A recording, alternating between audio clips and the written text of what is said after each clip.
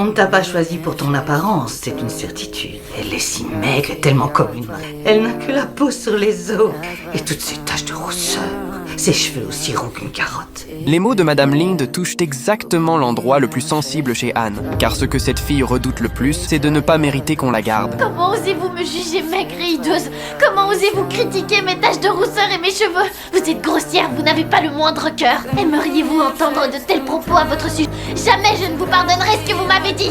Sous les regards de tout le monde, Anne s'enfuit, le cœur brisé. Madame Lind est furieuse. Elle conseille à Marilla de renvoyer Anne au plus vite. Mais Marilla ne prend pas immédiatement son parti, parce qu'elle aussi trouve les paroles de Madame Lind vraiment trop cruelles. Comportement est inexcusable. Elle s'est montrée très impolie. J'ai la ferme intention de la réprimander. Mais il faut nous montrer compréhensifs, Rachel. Personne ne lui a enseigné les bonnes manières. Et vous avez été trop dur avec elle. Anne traverse les fleurs, puis finit par se tenir au bord de la falaise, face au vent. À cet instant, elle a l'impression d'être cette fille dont personne ne veut. Mais pour continuer à vivre comme il faut, Anne revient quand même. Marilla décide qu'Anne doit aller présenter ses excuses à Madame Lind. Mais Anne refuse catégoriquement. Comment le pourrais-je? Je ne suis pas.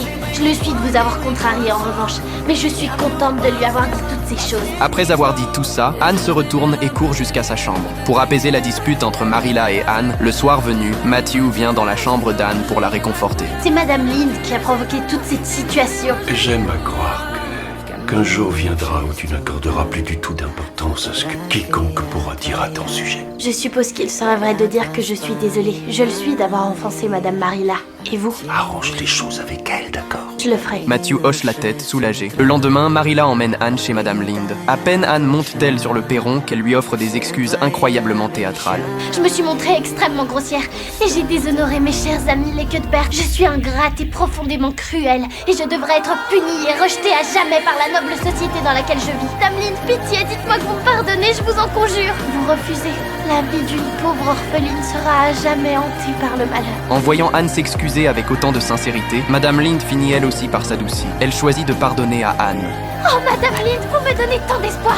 Je me rappellerai toujours de vous en tant que bienfaitrice Il et en faut tant que que... nous vous laissions, Rachel. Merci pour votre indulgence.